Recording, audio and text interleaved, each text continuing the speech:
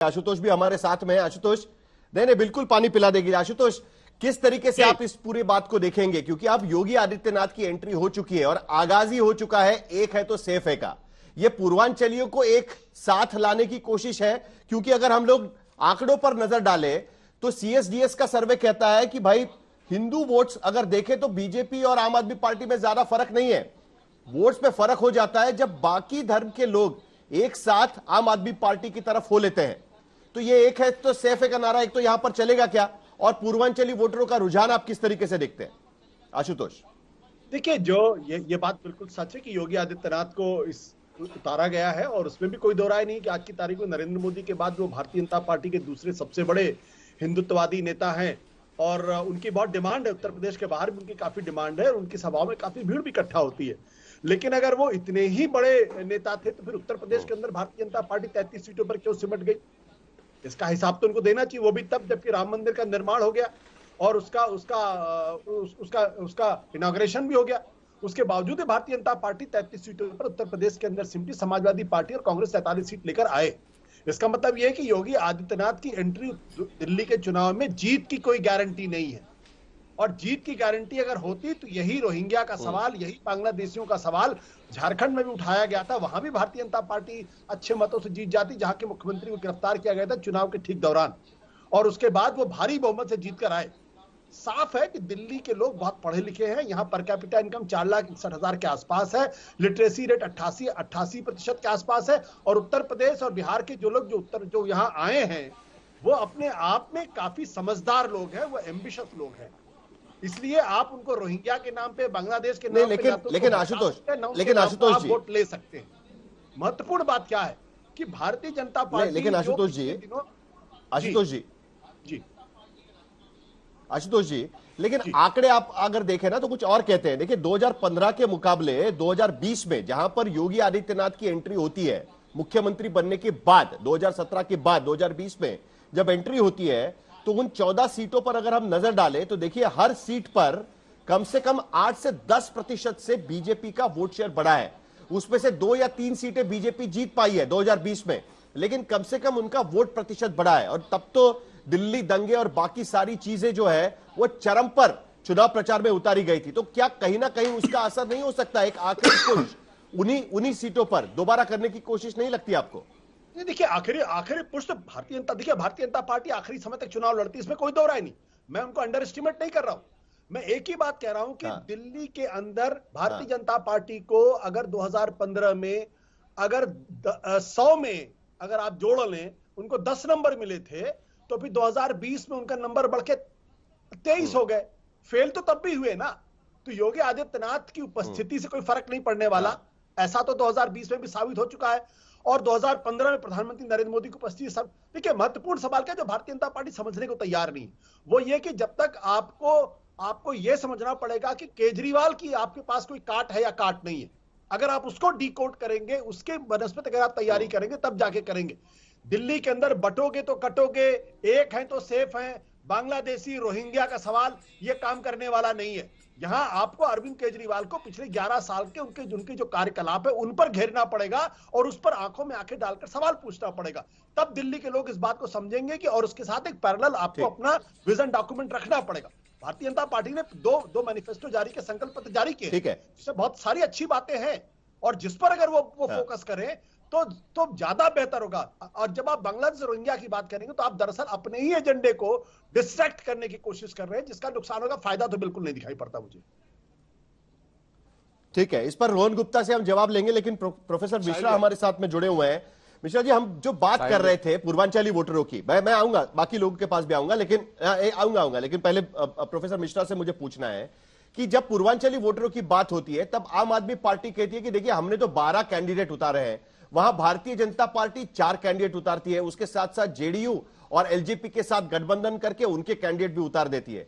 क्या यह काफी होगा? क्या योगी आदित्यनाथ को लाके एक बार फिर वो पूर्वांचलियों में जो उनका दबदबा है, जैसे 2013 में उन्होंने 13 सीटें जीती थी जहां पर पूर्वांचली वोटरों का दबदबा है, क्या दोबारा वो अपने पुराने दिन लौटा पाएंगे इसी तरीके से कैंपेन करके? क्योंकि कैंडिडेट्स तो उन्होंने सिर्फ 4 ही उतारे हैं, ये काफी हो पाएगा? देखिए साहिल जी, ये जो दिल्ली का चुनाव है, और मैं अभी सुन रहा था आम आदमी पार्टी के सम्मानित प्रवक्ता जी को और जो है कांग्रेस को और अपने राजनीतिक विश्लेषक जी को, तो एक बात मैं नहीं समझ पा रहा हूं। हमारे यहाँ उत्तर प्रदेश की बात हो रही है, उत्तर प्रदेश के अपने मुख्यमंत्री आदरणीय योगी आदित्यनाथ महाराज जी की आज सभा भी थी। तो हमारे यहाँ उत्तर प्रदेश में एक कहावत है साहिल जी कि झूठई लेना, झूठई देना, झूठई भोजन, झूठई चबेना, विशुद्ध रूप से झूठ झूठ झूठ। अभी बड़ा यहाँ पे शेरो शायरी सुनाई जा रही थी, हमारे कांग्रेस के प्रवक्ता सम्मानित कह रहे थे कि झूठ से सच से जिससे भी हो यारी जो है यारी रखिए, जब भी बात हो तो अवसरवादिता की बात करिए। अरे मान्यवर, जब अभी लोकसभा का चुनाव था तो बड़ा गलबैया था कांग्रेस के सम्मानित प्रवक्ता, प्रेस वो शराब घोटाले की विशाल भाई, आप राजनीतिक विश्लेषक है या भारतीय जनता पार्टी के प्रवक्ता?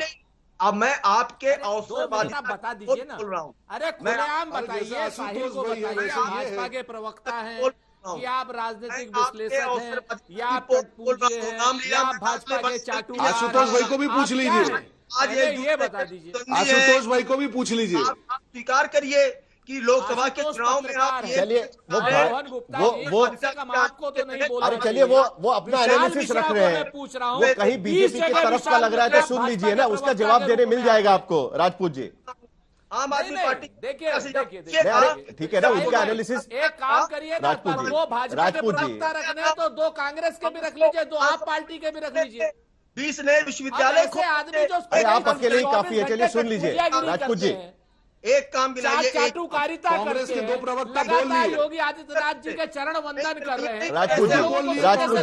राजपूत जी, सुरेंद्र राजपूत दोनों लोग बोल लिए कांग्रेस के। सुरेंद्र राजपूत रोहन भाई बोले, समझ में आती वो है। अगर आधिकारिक वो अपनी एनालिसिस रख रहे हैं, सुनने दीजिए। प्रवक्ता है वो भाई आप सुनेंगे, वो आधिकारिक प्रवक्ता नहीं भी है, अगर उनका एनालिसिस बीजेपी की तरफ दिख रहा है तो सुन लीजिए ना, उसमें क्या दिक्कत है? राजपूत जी सुन लीजिए। बीजेपी की तरफ नहीं, ये शुद्ध भाजपा का प्रवक्ता है। राजपूत जी जरा थोड़ा रुक जाइए, एक मिनट जरा उनका, पहले प्रोफेसर मिश्रा को सुन लेते हैं, फिर राजपूत जी के पास भी चलेंगे। साहिल जी चलिए मिश्रा जी, आप अपनी बात खत्म करिए जल्दी। तो मैं सुन रहा था, प्रोफेसर मिश्रा अपनी बात खत्म करिए। रखिए। देखिए साहिल जी, सच बड़ा कड़वा होता है। मैंने क्या कहा कि अभी लोकसभा के चुनाव में गलबैया चल रही थी उसी रामलीला मैदान में, और उसी शराब घोटाले का प्रेस कॉन्फ्रेंस किया जा रहा था, लेकिन लोकसभा में गलबैया आवाज देखिए कैसे एक दूसरे के खिलाफ मैदान में है। और आम आदमी पार्टी के प्रवक्ता से पूछता हूं, आप एक काम गिना दीजिए। 500 कॉलेज जो है खोलने की, स्कूल खोलने की बात थी, 20 जो है यूनिवर्सिटी खोलने की बात थी। Give me a single name जो आपने कराया हो। वो जो आप झुग्गी झोपड़ियों की बात करते हैं, आज वो टैंकर प्रोफेसर मिश्रा,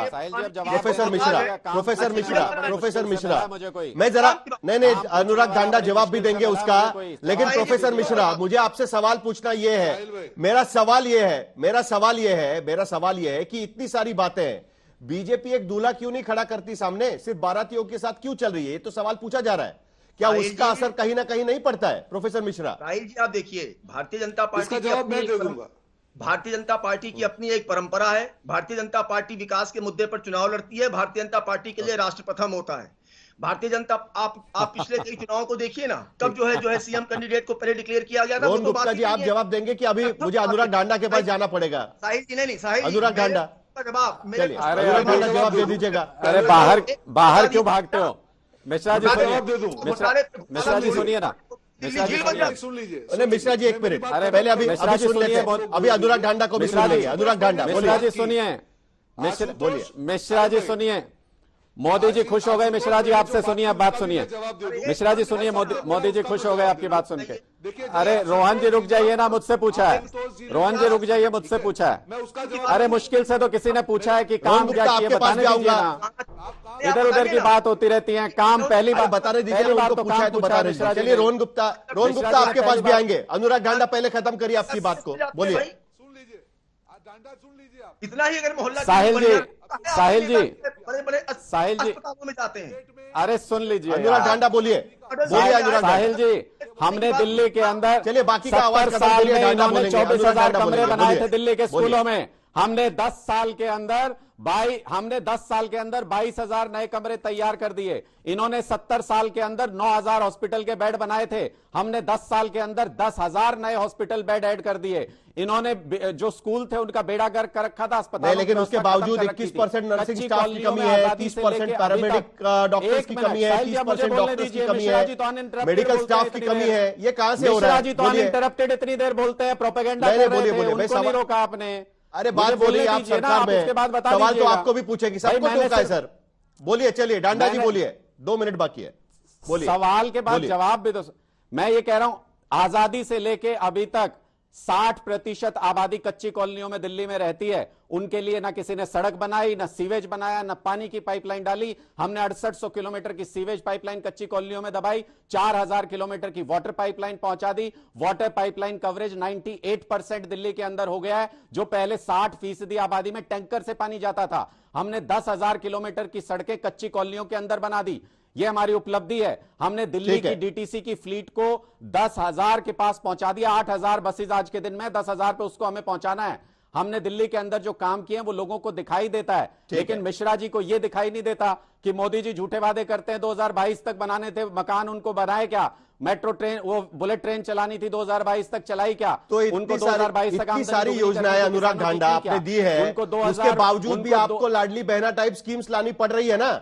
महाराष्ट्र में भी तो यही हुआ था। सरकार अगर काम करती है तो 2100 रुपया, 1000 रुपया बांटने की, अरे हमारा बजट बढ़ रहा है, नहीं करनी पड़ती। ये बात भी तो सही है ना। तो हम क्यों नहीं लाएंगे नई योजनाएं?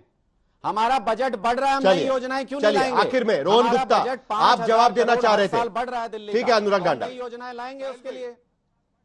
उससे काम नहीं बनने वाला है। नई सरकार को नई दिक्कतों का सामना करना पड़ेगा। लेकिन रोहन गुप्ता जवाब देना चाह रहे थे, दूल्हा क्यों नहीं है, बारातियों से कब तक काम चलाएंगे? उसका जवाब रोहन गुप्ता देना चाह रहे थे, सीधे उनसे जवाब लेते हैं आखिर में। रोहन गुप्ता। साहिल भाई, मैंने पहले भी कहा, ये ऐसा दूल्हा है कि जिसकी शादी नहीं होगी। 20 सेकंड। आज की डेट में अरविंद केजरीवाल भाजपा के सबसे बड़े स्टार प्रचारक हैं, और वो जो अरविंद केजरीवाल भाजपा के सबसे बड़े स्टार प्रचारक बन गए हैं। जहां जहां जाते हैं जनता देखती है, इस आदमी ने हमको बेवकूफ बनाया, शीशमहल बनाया, 2000 करोड़ का गबन किया। जहां जहां जाते हमारे वोट बढ़ते हैं, कुछ करने की जरूरत। दूल्हा कौन होगा सर? अगर आप